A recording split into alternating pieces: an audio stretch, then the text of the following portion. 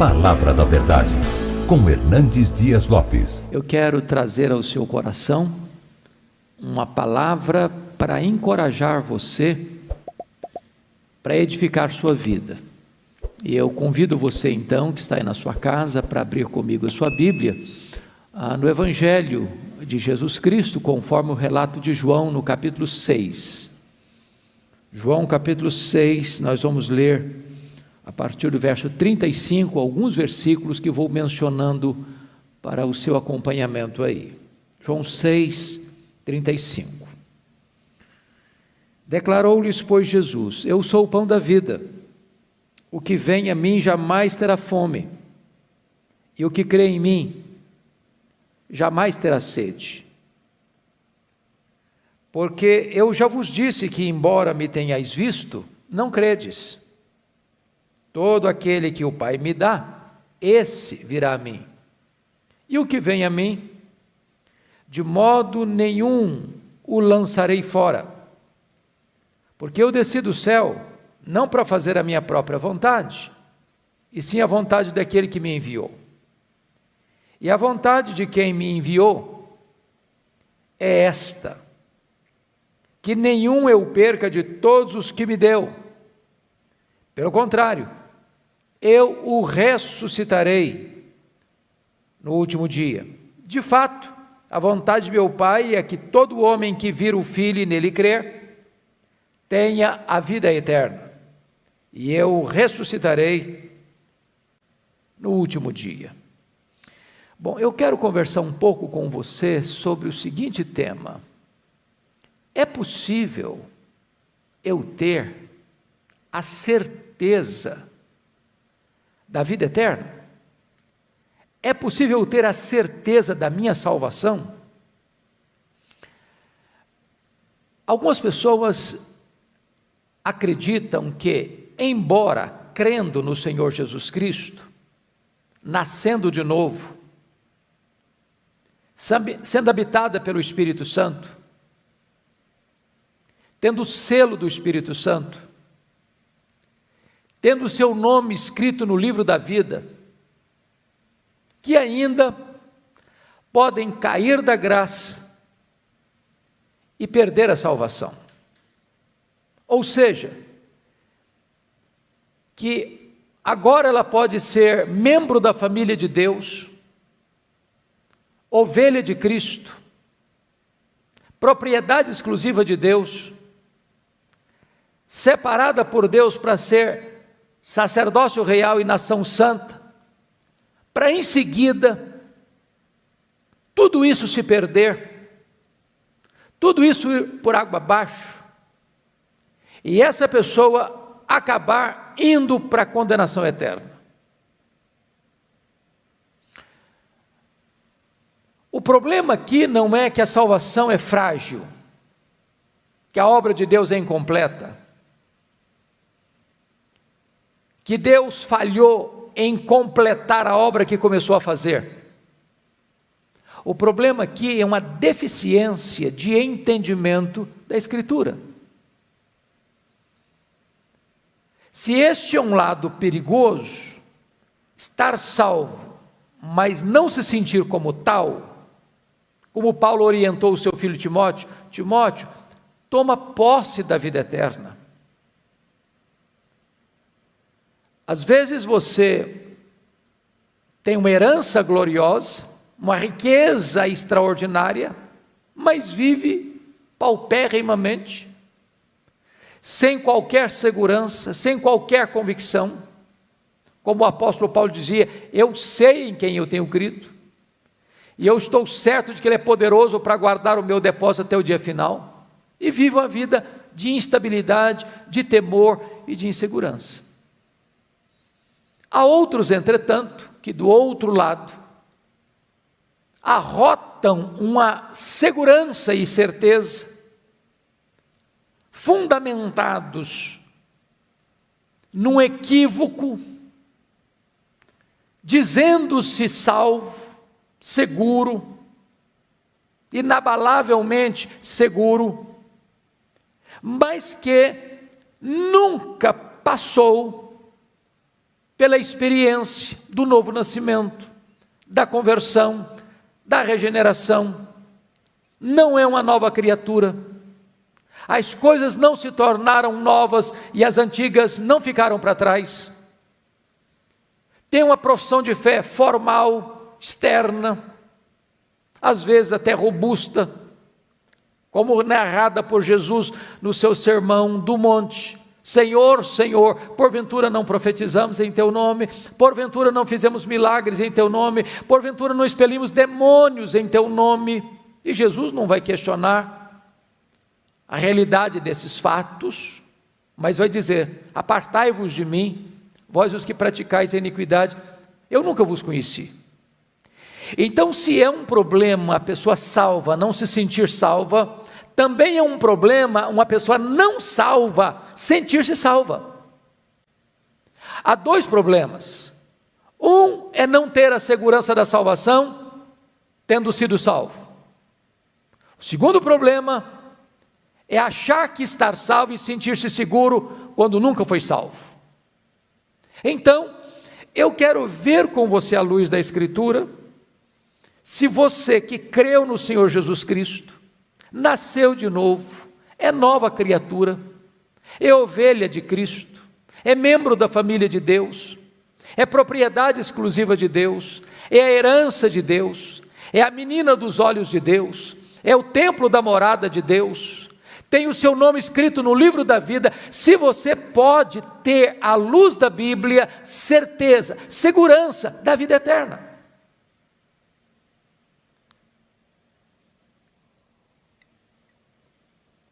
Note comigo então no texto.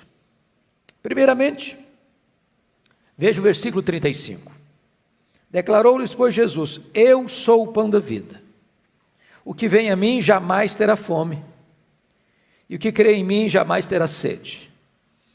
Jesus está fazendo uma afirmação categórica, insofismável, irrefutável. Ele diz que aquele que vem a mim, o que vem a mim, jamais, não é talvez, não é a maioria, jamais terá fome. Quem crê em mim, jamais terá sede. Essa é uma expressão de segurança inabalável, porque condenação eterna é sede insaciável. Lembra lá de Lucas 16, quando o rico morreu e foi para o inferno, estando em tormentos, pediu que Lázaro molhasse a ponta do dedo e viesse refrescar sua língua. Se Jesus disse que jamais terá sede, Jesus está afirmando com isso que quem crê nele tem com segurança a vida eterna. Note comigo, no versículo 37, de onde decorre essa segurança da salvação?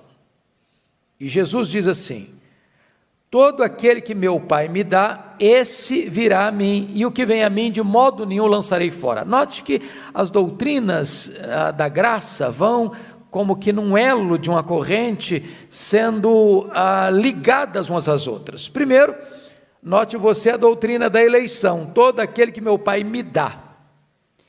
Então, o que é a igreja? A igreja é um presente do Deus Pai ao Deus Filho. Você que creu no Senhor Jesus Cristo é uma dádiva do Pai ao Filho. É por isso que Jesus é claro: todo aquele, não alguns, não a maioria, mas todo aquele que o Pai me dá, disse Jesus. Então ele está falando aqui da eleição divina. Quem escolhe é o Pai. Escolhe antes da fundação do mundo, escolhe incondicionalmente, escolhe para a salvação, escolhe para a vida santa e irrepreensível, escolhe em Cristo, e o Pai então dá esta pessoa a Cristo. Essa é a primeira doutrina que ampara a doutrina da segurança da salvação, a eleição divina. A segunda doutrina que está mencionada aí, no verso 37, é a doutrina da vocação eficaz. no chamado irresistível. Quando Jesus diz assim: todo aquele que meu Pai me dá, esse virá a mim. Isso está de acordo com o que Paulo escreveu em Romanos 8,30, aos que Deus predestinou, a esses Deus também chamou. Ou seja, o chamado de Deus é irresistível. Quando eu falo irresistível, eu não estou afirmando que toda pessoa que escuta o Evangelho e que um dia foi, é ou será salva, que ela vai atender a essa voz do Evangelho na primeira vez que ela ouviu. A história da redenção prova que há pessoas que são convertidas na infância, outras na juventude, outras na fase adulta, outras na velhice, outras no leito da enfermidade. O que o texto nos assegura com diáfana clareza é que todo aquele que o Pai dá ao Filho, esse virá ao Filho. O que Jesus muito claramente afirma também, você pode conferir comigo no capítulo 10 de João, versículo de número 27. As minhas ovelhas ouvem a minha voz, eu as conheço e elas me seguem, eu lhes dou a vida eterna, jamais perecerão e ninguém as arrebatará das minhas mãos. Você acha que Jesus poderia ser mais claro do que isto? Quando eu digo assim, bom, eu não posso ter essa certeza, ou seria arrogância espiritual dizer que eu estou salvo, seria uma vaidade, uma jactância, uma soberba, eu afirmar que eu posso ter segurança da salvação, eu estaria então questionando a credibilidade de quem proferiu essas palavras. É o próprio Senhor Jesus Cristo quem está afirmando, preste atenção, as minhas ovelhas ouvem a minha voz. O que mais? Eu as conheço, e conhecer aqui não é um conhecimento apenas teórico, mas prático, de amor. Terceiro, elas me seguem. Aqui você percebe que Jesus está dizendo que ele tem aqueles por quem ele morreu e comprou com o seu sangue, conforme Apocalipse 5,9, que procedem de toda tribo, raça, povo, língua e nação. Essas pessoas um dia hão de ouvir o Evangelho é a voz do pastor. Ao ouvirem este Evangelho, estas pessoas recebem o chamado irresistível, a vocação eficaz, e passam a seguir a Jesus. Qual é a promessa agora? Versículo 28, eu lhes dou a vida eterna. Não está escrito eu lhes darei a vida eterna, eu lhes dou, está no presente, contínuo. Eu lhes dou a vida eterna. E o que mais? Jamais perecerão. Aqui há a segurança da salvação. Não tem como fugir desse raciocínio, absolutamente claro, lógico, eloquente, que não pode ser contradito. E o texto conclui assim: e ninguém as arrebatará das minhas mãos. Ou seja, nem o diabo, nem o inferno, nem o mundo, nem qualquer outra coisa deste mundo ou do porvir pode tirar você, que foi salvo pela graça, e estando nas mãos de Jesus, pode ser arrancado das mãos de Jesus e perecer. Jamais perecerão. Então, ter a certeza da salvação é você confiar que o que Jesus disse é verdade e que Ele é digno de inteira confiança, e você então apropriar-se desta verdade que Ele mesmo está nos garantindo em Sua palavra. Vamos voltar para João 6, por gentileza. Veja você. Volta comigo, por gentileza, para João 6. Jesus Cristo disse no verso 37, todo aquele que meu Pai me dá, esse virá a mim. E o que vem a mim, de modo algum ou de modo nenhum eu o lançarei fora. Quando Jesus diz de modo nenhum, ele não abre nenhuma exceção. Olha, mas se a pessoa fizer isso, ou se a pessoa fizer aquilo, então eu lanço fora. Ele está deixando uma palavra categórica, insofismável, de segurança, de garantia.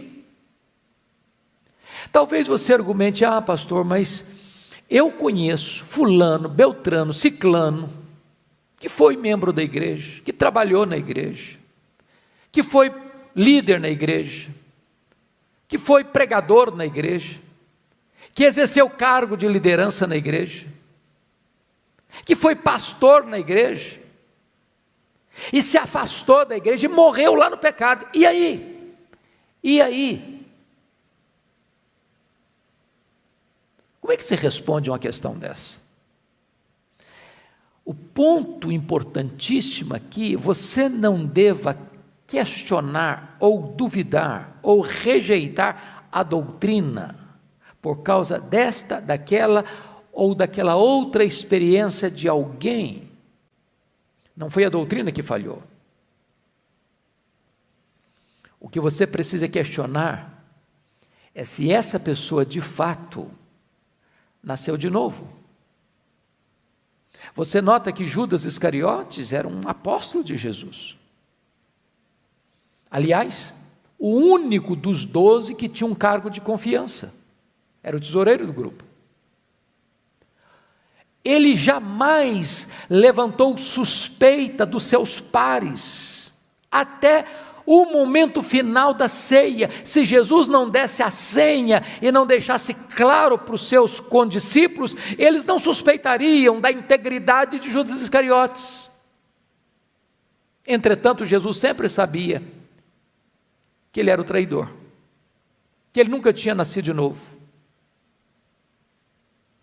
Portanto, não é o fato de alguém ser membro de uma igreja local, ter sido batizado, exercer cargo de liderança na igreja, ser um pregador, expulsar demônios, profetizar, fazer coisas espetaculares. Não é isso que garante a salvação de alguém. O que garante a salvação de alguém é este alguém ser um escolhido de Deus, este alguém ter crido no Senhor Jesus Cristo, este alguém ter recebido a vocação eficaz, o chamado irresistível, e estar salvo pela graça, tendo a vida eterna. Jesus a estes garante segurança inabalável de vida eterna. Então, respondendo a você com o próprio texto de João, lá na primeira carta. Olha comigo, por gentileza, primeira carta de João, capítulo 2. Primeira carta de João, capítulo 2, versículo 19. Olha o que João escreve. Eles saíram do nosso meio, entretanto, não eram dos nossos. Porque se tivessem sido dos nossos, teriam permanecido conosco. Todavia, eles se foram para que ficasse manifesto que nenhum deles é dos nossos. A questão aí não é que a doutrina falhou. Não, absolutamente não. A questão aí é que muita gente que, embora faça parte da igreja militante, jamais fizeram parte da igreja triunfante. Preste bem atenção, o rol de membros das igrejas locais não confere necessariamente com o rol de membros da igreja do céu, da igreja triunfante, que se chama o livro da vida do Cordeiro. Há muitas pessoas que fazem parte da igreja local, que passaram por uma liderança, foram examinados, receberam o batismo, não importa se por imersão, se por aspersão, se por efusão, e são membros da igreja, e frequentam a igreja, e trazem cacuete de crente, parecem crente, e se vestem como crente, falam como crente, e agem aparentemente como crente, mas que nunca nasceram de novo.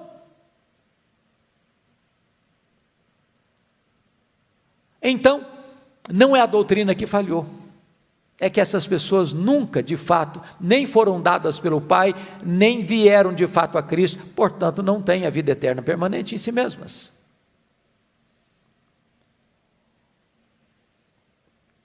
Note ainda comigo, por favor, voltando para João 6. Volte para João 6 comigo, por gentileza.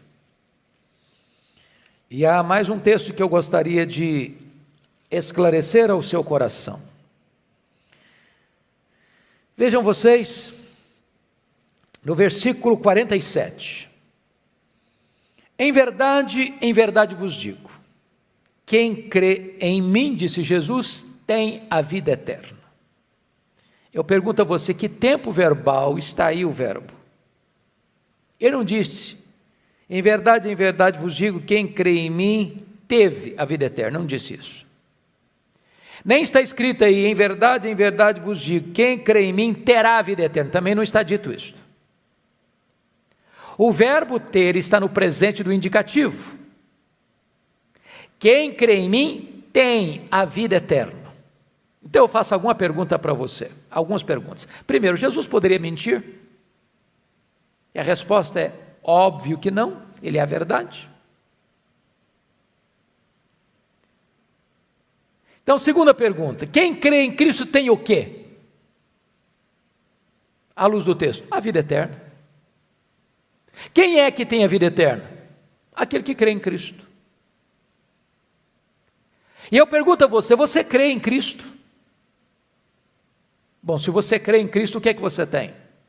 A vida eterna. Quem está falando isso não é a igreja, não é a corrente A ou a corrente B, é a palavra de Deus que não pode falhar. Então, se você crê em Jesus, você tem a vida eterna. Aproprie-se disso. Toma posse da vida eterna.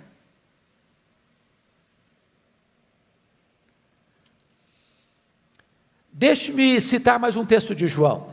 Vá comigo para a primeira carta, capítulo 5, versículo 13. Primeira carta de João, 5:13.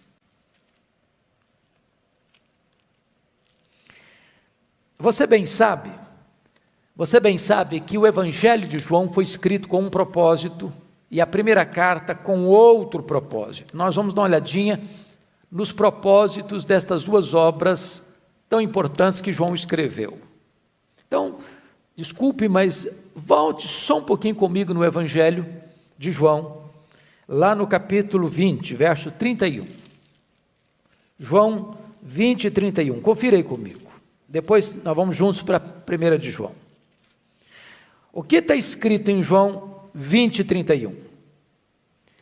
Estes, está se referindo aqui aos sinais, estes sinais, porém, foram registrados para que creiais que Jesus é o Cristo, o Filho de Deus, e para que, crendo nele, tenhais a vida eterna.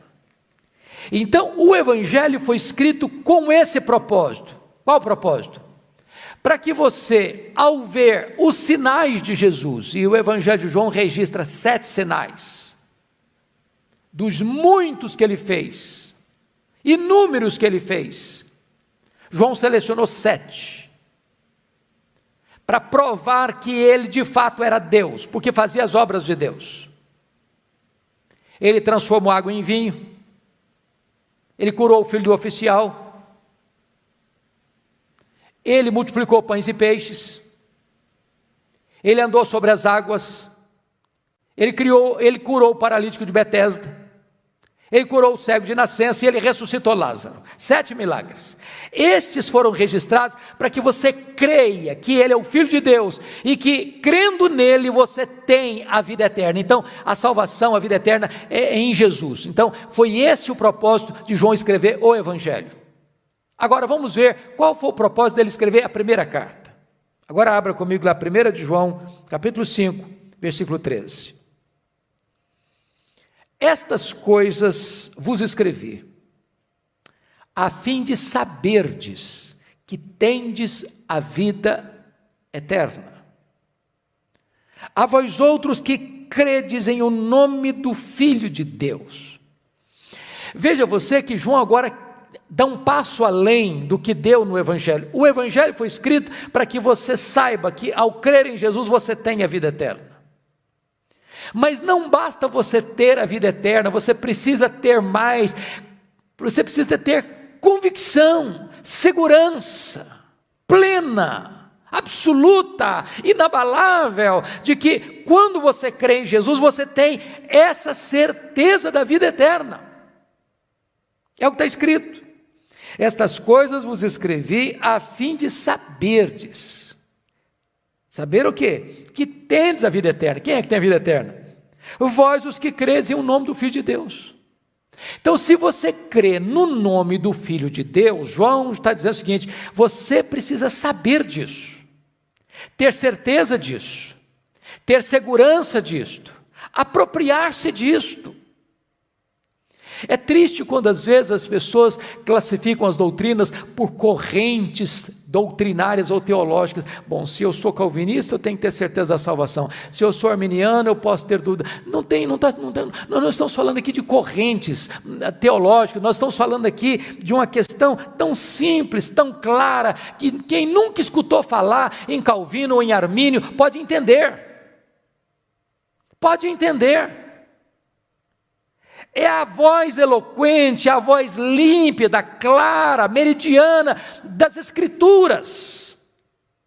A segurança da salvação é uma bênção que você pode usufruir se você de fato creu que Jesus é o Filho de Deus, e se você pôs a sua confiança nele e creu nele como seu Salvador pessoal, tome posse da vida eterna.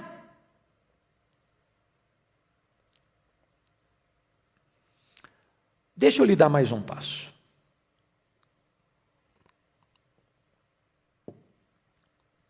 Será que é apenas o apóstolo João que pleiteia esta verdade teológica? Será que Paulo, por exemplo, nos ajudaria a entender também?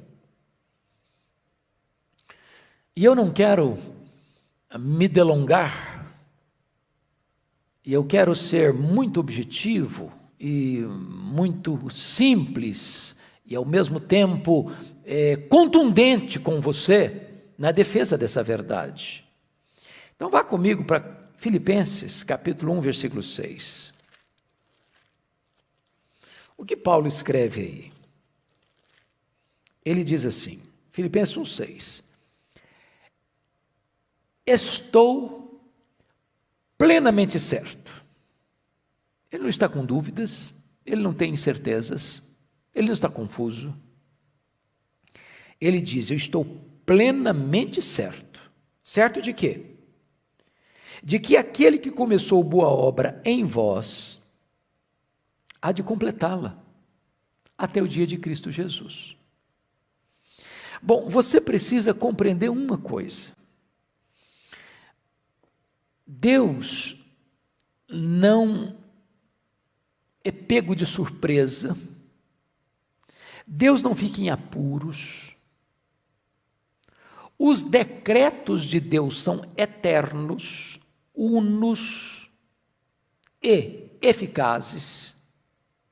Deus não começa algo e larga para lá, como Miguel Ângelo começou a cinzelar, a pincelar algumas obras e deixou para lá quase que em pedra bruta e desistiu. Deus não é assim.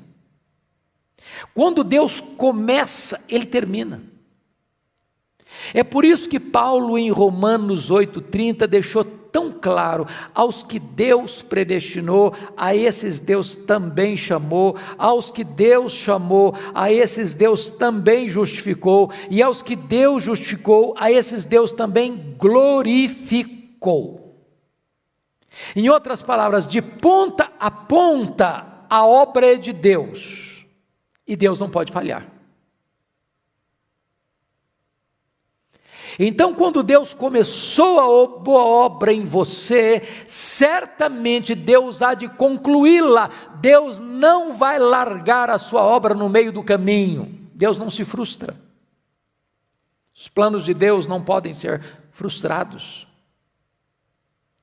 A segurança da sua salvação, portanto, não está nas suas mãos. Você é vulnerável e eu também. Nós oscilamos, nós temos zigue-zagues, nós temos altos e baixos, mas a nossa segurança não depende disso. Não depende disso. A segurança da nossa salvação não está na nossa mão, está na mão de Deus. É Ele quem persevera, é Ele quem garante, é Ele quem assegura, é Ele quem diz para você, você pode ter essa segurança. Bom, mas alguém pode argumentar assim, pastor, mas essa doutrina da segurança da salvação vai acabar induzindo as pessoas a uma vida relaxada. Se eu falar para alguém que está salvo, para que ele vai querer ficar buscando santificação? Para que ele vai querer viver uma vida de renúncia aos prazeres deste mundo? Para que ele vai querer fazer boas obras? Para que ele vai querer evangelizar e fazer a obra de Deus? Ele vai cruzar os braços, estou salvo mesmo, deixa a vida me levar. Onde está o erro desse raciocínio? Onde está o erro desse raciocínio?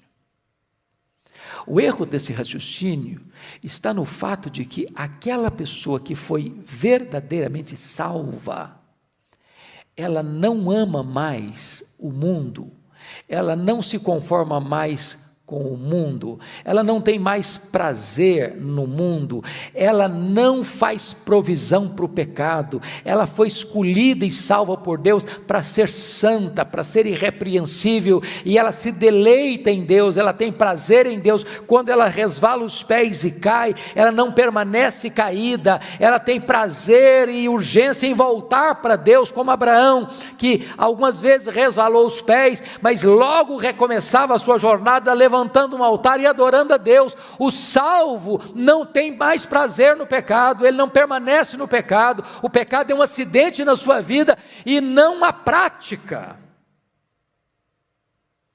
Aquela pessoa que diz, não, eu estou salvo mesmo, então deixa eu viver a minha vidinha, é porque nunca foi salva. O salvo tem prazer em Deus, ele se deleita em Deus, ele tem alegria em Deus, ele quer fazer a obra de Deus, ele quer agradar o coração de Deus. Mas vamos só mais um pouquinho, e eu quero concluir a minha fala com você. É claro que esse assunto é tão amplo, é tão extenso, e se nós pudéssemos olhar isso à luz dos livros da Bíblia, nós poderíamos discursar aqui e falar tantas coisas belas, maravilhosas, mas você pode examinar isso.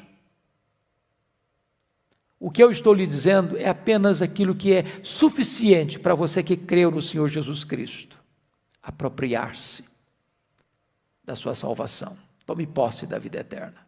Então, quero levar você agora, finalmente, para Romanos capítulo 8, versos 30 a 39. Olha comigo. Já repeti várias vezes aqui o versículo 30, porque o versículo 30 de Romanos 8 são os elos da corrente dourada da graça. Aos que Deus predestinou, a esses Deus também chamou. Aos que chamou, a esses também justificou. E aos que justificou, a esses também glorificou. Talvez você pergunte, pastor, eu não estou entendendo uma coisa aqui. Porque a glorificação só se dará quando Jesus voltar. Certo? Claro, isso mesmo. Por que Paulo coloca então o verbo aqui, glorificar, no pretérito perfeito, como um fato consumado, se isso ainda historicamente não aconteceu? Paulo usa aqui o chamado pretérito profético. É como se esse fato, e é fato, esse fato, que nos decretos de Deus a sua glorificação já é algo realizado, consumado. Se você foi predestinado, se você foi chamado, se você foi justificado, então aos que Deus predestinou, a esses chamou, aos que chamou, a esses também justificou, e aos que estão justificados, certamente, na mente, nos decretos de Deus, já estão glorificados. Não há possibilidade de você perder a sua salvação. Então, se você tem medo de perder a salvação, anda inseguro, roendo as unhas, desesperado, aflito, inquieto, irmão querido, irmã querida, se você está em Cristo, você está seguro, você está segura, aproprie-se disso, isso vai trazer paz à sua alma, descansa ao seu coração. Olha comigo, apenas os versos, para fechar, apenas os versos 38 e 39. Olha o que ele diz. Porque eu estou bem certo de que nem a morte, nem a vida, nem os anjos, nem os principados, nem as coisas do presente, nem do porvir, nem os poderes, nem a altura, nem a profundidade, nem qualquer outra criatura poderá separar-nos do amor de Deus, que está em Cristo Jesus, nosso Senhor. Paulo não poderia ser mais abrangente. Numa linguagem belíssima, de uma retórica irretocável, o apóstolo Paulo coloca diante dos nossos olhos todas as possibilidades e diz que não há nada, nem nesta vida, nem na vida vindoura, nem no mundo físico, material, nem no mundo invisível espiritual, que possa comprometer, frustrar, destruir os fundamentos dessa segurança inabalável da salvação, se você está em Cristo Jesus. Então a doutrina que se batiza de perseverança dos santos, que nós já estamos aqui dizendo segurança da salvação, certeza da vida eterna, não é uma doutrina forjada nos concílios eclesiásticos, mas é uma doutrina emanada das Sagradas Escrituras. Se a Bíblia é a verdade, ela é. Se a Bíblia é a palavra de Deus, e ela é. Se a Bíblia é inspirada, e ela é. Se a Bíblia é inerrante, ela é. Se a Bíblia é infalível, ela é. Se a Bíblia é suficiente, ela é. Se a Bíblia não pode falhar, e ela de fato não pode falhar, então você pode ter certeza da vida eterna, você que creu em Jesus Cristo como seu Salvador pessoal. Dito isto, espero que você, à luz das Escrituras, tenha esta certeza. Você que creu no Senhor Jesus. E se você ainda não creu no Senhor Jesus, como diz a Escritura, agora é a hora oportuna de você se render a Ele, de recebê-lo como seu Salvador pessoal, de receber imediatamente a certeza e a garantia da vida eterna. Eu vou orar com você.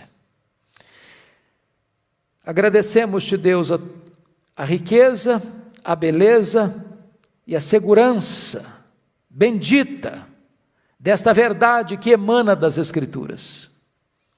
E te pedimos que tu nos abras os olhos da alma, os olhos do coração, para vermos esta verdade tão cristalina, e que o nosso coração agora descanse, fique pacificado, crendo nesta verdade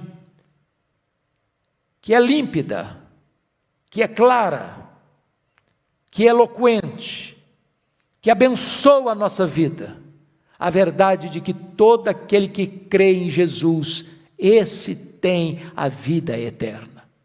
Aplica, meu Deus, esta palavra ao coração daqueles que estão nos acompanhando e nos assistindo. É a nossa oração, em nome de Jesus. Amém.